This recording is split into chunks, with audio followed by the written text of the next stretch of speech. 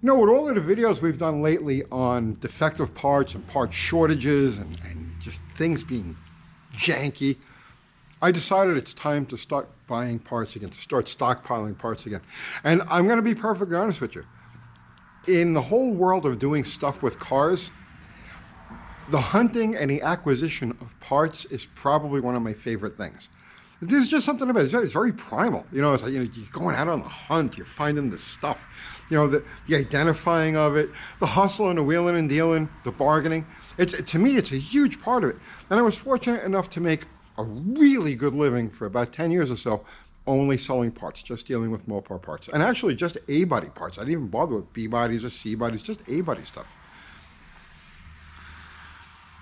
The key to making it work is to really, really know the car that you're dealing in, the make, the model, the range, to really know the cars that you're dealing with. So for me, obviously, it's Mopars, but for you, it might be Pontiacs, it could be Fords, it could be Oldsmobiles, it could be Subarus, it doesn't make any difference what it is.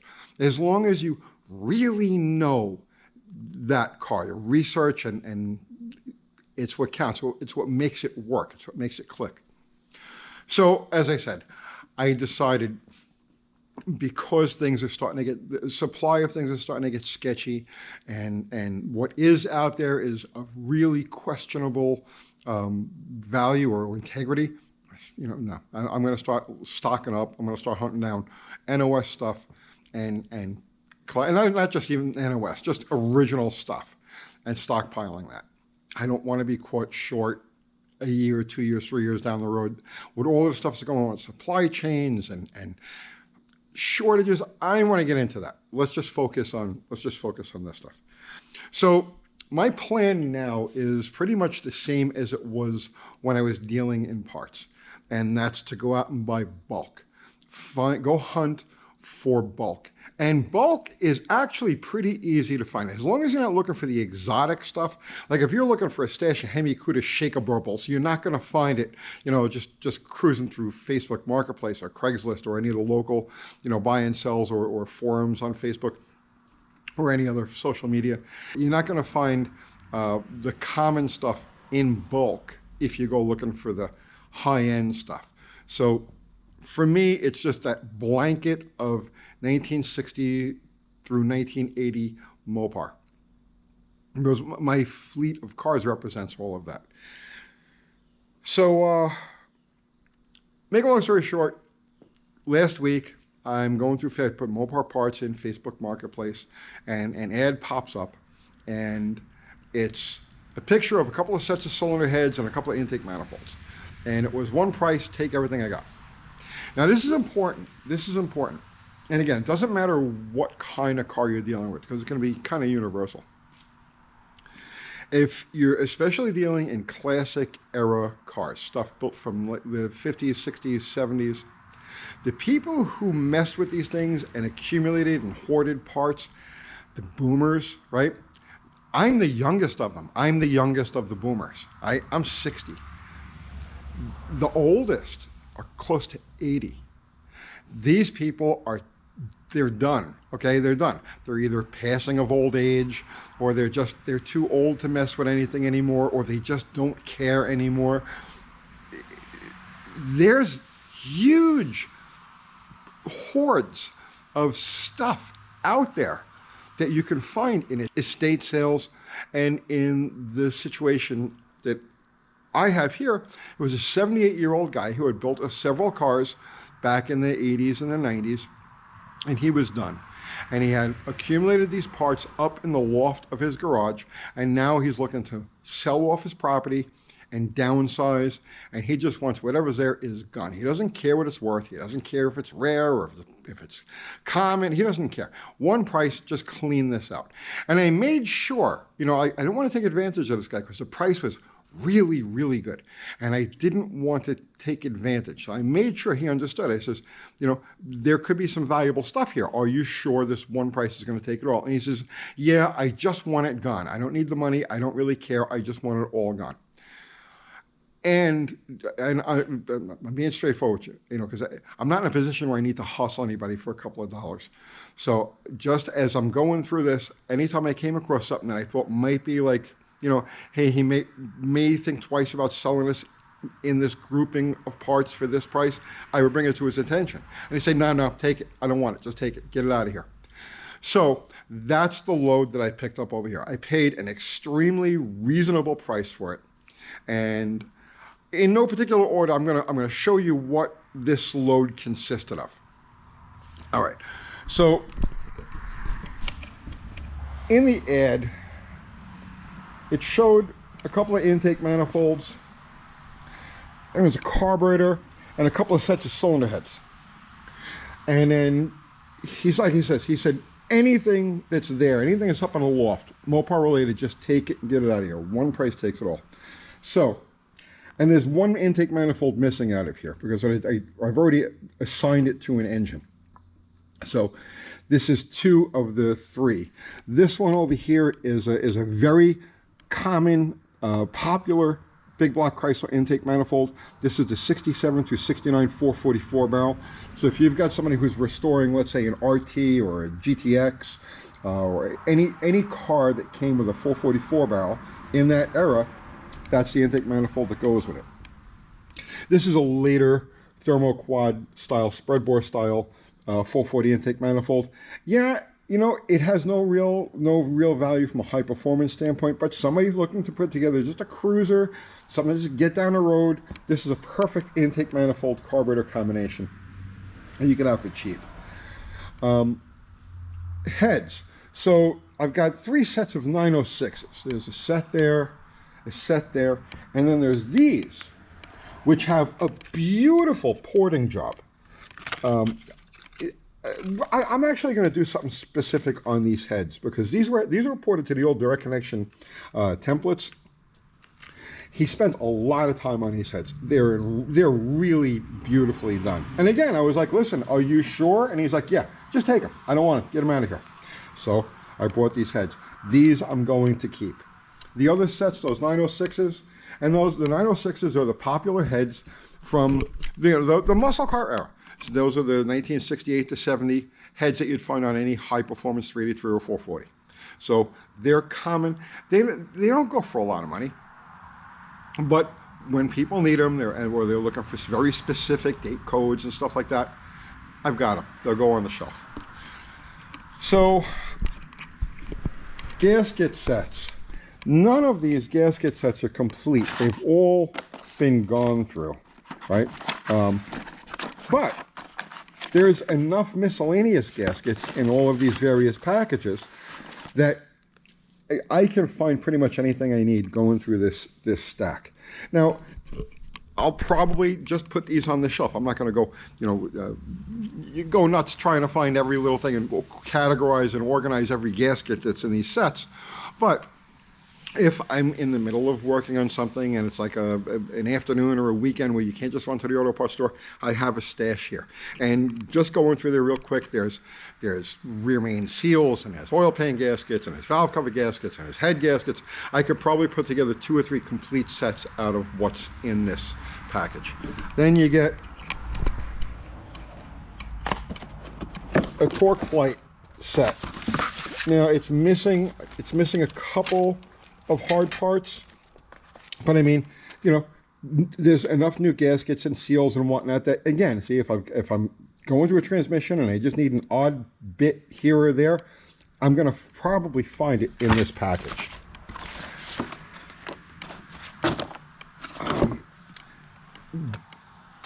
Big block motor mounts. These are the parts that bolt to the actual block. Water pump housings. There's also one missing here that has the hose on the opposite side, which I need for another car. But again, right, little things that if you deal with these kind of cars, they're great to keep around. Somebody building an engine from parts that they picked up from swap meets and just pieced together, well, they eventually need a water pump housing. There's water pump housings. A couple of starters. This one was never installed in a car. This one looks like it's been in. This is a high torque starter. So even if the starters themselves are no good, they have internals. They have brushes. They have solenoids. They have Bendix drives. They have armatures. They have if I need to fix a starter, an old, an original style starter, I use mini starters on most of my cars, but there we go. There's a couple of decent starters that I've got. Even if they don't work, they're good cores. Box of 440 pistons and rods. Yeah, they're junk, right? But somebody needing a standard bore piston and a replacement piston, or needing a connecting rod, or if I need one or whatever, there we go. Valve covers. So here's a lineup of valve covers, right? These are last generation. These are 1975, I believe, to 1978. Like the first appearance of these things, right? That was so mystical looking back in the 1970s. But there it is. These are the earlier style. These are like the 70 through 72 or 73 style. These are the 67. Actually, these would be 68s. These are 68s. These are C body. They have this wire holder, but if you cut this off and then it's same as B body or A body, big block, and that's just another set of the later ones. Those are 75, 76. Doesn't matter. Head bolts. How many times you're going to put an engine together, you got a block, you got a heads, you got everything, but you don't have head bolts. Well, here you go. Now, obviously, I'll clean and check each of these for stretch before I stick them in a motor. But if you're building this stuff, if you're doing this stuff, a hoard of proper head bolts is an important thing to have. You get guys restoring cars, finding the right hardware is important. These are all stock valve cover bolts, right? You don't want to spend all of the time and all of the money doing a nice restoration only to use like cheap, hardware store bolts to hold down the valve covers. Somebody needs those. These are the special bolts or the nuts that are used on the HP exhaust manifolds. These fit through holes in the it's like a hole that's in the manifold. The stud is way inside, and these nuts take up the space. So those are hard to come by. You can't get those anywhere. An assortment of rocker stuff, push rods, rocker shafts, rocker arms. I mean, I can't even tell you how there's at least 5 or 6 motors worth of stuff in here. And again, invaluable. If you're building an engine, you bought a short block, you did a short block, you got a set of cylinder heads, and now you need, there you go. There's your rockers. Or shafts. Even if let's say you're going to do an engine with roller rockers, you still need shafts. You still need the hold downs. You still need the right bolts for it. Well, there's a stash of all of that stuff. Here's a set of the later HP exhaust manifolds. These are from the middle to late 70s. And these, they have no collector value, but I tell you what, these work great in a B engine A body. So if you're going to put like a 383 or 400 in an A body, these things work great. They fit in there. You get your steering clearance. And even though there's no collector value to them right now, as the years go on, cars like Cordobas or police cars from the middle late 70s become popular. People want to restore them. These things may actually have some value at some point down the road. For me right now, they just go on the shelf because they're an option. I may stick a big block in an A body and want to use a quiet exhaust. Well, there you go. Here's what I thought was gold. We have some NOS fuel pumps. Oh, carb kits. How many carb kits do you want? Okay. A couple of distributors. NOS fuel pumps. There's 2 Chrysler fuel pumps. The NOS right from Chrysler. And then this is a Holly. It's got a little shelf wear to it, but along with a fuel filter to go with it. So these are all big block, right? And this is stuff that definitely goes on the shelf. I'm not going to sell that stuff. And then a random box of pulleys, big block pulleys. It's just a random assortment. That would be a very common pulley for a muscle car, era type of car. This is no air conditioning, but power steering. So that which a lot of the higher end cars like the GTXs, RTs, stuff like that, they would be ordered without AC, but they would come with power steering. So that's a very, very common pulley for those cars. Some dampers, steel crank dampers. I think, oh, this one's a cast crank damper. Here's a steel crank damper. A nice assortment, a nice haul of parts. So now again, this is all Mopar stuff. This is all specific to the things that I have and I deal with and I know. But it doesn't matter. This is just, oh, these wheels. I thought these were neat, right? So this was on a car that he bought new in 71, or a light truck in 71. They're narrow. They're 5.5 wide, 15-inch Chrysler rims. And these are the ones that were still painted body color. So this would be a 71 or earlier. In fact, here it says 71 Dodge. So these things were taken off before they had a chance to rust or anything like that. You know, when you're doing something with steel wheels, and they're always, like the inside part of them is always all rotted, and, you know, just gacky and pitted up and everything. Look at the condition of these, right? What nice reels. And then these work, you're building a hot rod, these 15x5s go great in the front. So actually, that's what I've got on Bottle Rocket, a set of these. And my 68 Roadrunner at the house, I have a set of those. So this is all very clearly Mopar stuff, but it doesn't matter what it is. This is a way for you, and we did a whole video on this, on how to make your hobby pay for itself.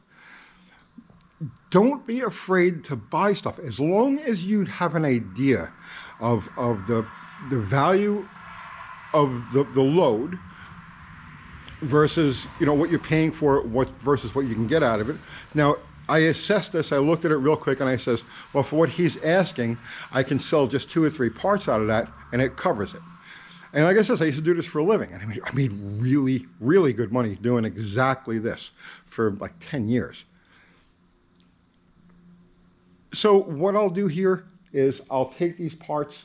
I've already taken a few pieces out of here and put them on the side for engines and cars that I've already got that I'm building and I'm working on. And the rest of this, it'll go on the shelf. Maybe I'll sell some of it. You know, I'm not in a position where here goes the classic Mopar hoarder, right? It's not that I'm a Mopar hoarder, it's that I don't really need to get rid of this stuff, and I do have the space for it. But I'm not married to anything that's here. If you go out and you hunt estate sales, and you hunt, like I said, the Facebook Marketplace, Craigslist, every area has its local buy-in sells, right? Hunt. The stuff is out there. And the age, the demographic of the people who hoarded this stuff back in the day, and just like took it out of circulation, there's thousands, I mean tens of thousands right now of boomers that are just, I'm done, it's over, I want to downsize, I want to get rid of everything, I want to simplify, I don't care what it's worth, just get it out of my life. There's tens of thousands of stashes exactly like this one all over the country. And like I said, there's Ford stuff, there's Pontiac stuff, there's Toyota stuff, there's anything that people screwed around, Volkswagen stuff, anything that people screwed around with in the 60s, the 70s, the 80s, even into the 90s. It's all out there. It's all out there. You just need to go out and cover the ground. Have an idea what you're looking for. Don't just buy random assortments of parts. So in other words, like, I knew that this was all going to be classic era Mopar stuff. I knew it was all going to fit in that 60 to 80 Chrysler range. So for me, it's simple. There's no waste here. I can identify every single bit that's there. If it was just a random assortment, so there's some Oldsmobile stuff in there and some Chrysler stuff and some, don't do it. Avoid it, because it's almost impossible. You'll spend so much time trying to determine what does this fit? How do I sell this? What kind of person is looking for this? Don't do it. Stick with the stuff that you know, and most especially stick with the stuff that you like, because if the chance comes that you don't sell it, well, it doesn't hurt you to keep it, because you'll use it on a project somewhere down the road. you can make your hobby pay for itself, and you can do it very well. Just do your due diligence, do your homework, and don't be afraid to go out there and make the deals. And every day there's more and more deals. These deals come up because, like I says, my generation is aging out, and my generation is sitting on all of this stuff. Go get it. I'll see you tomorrow.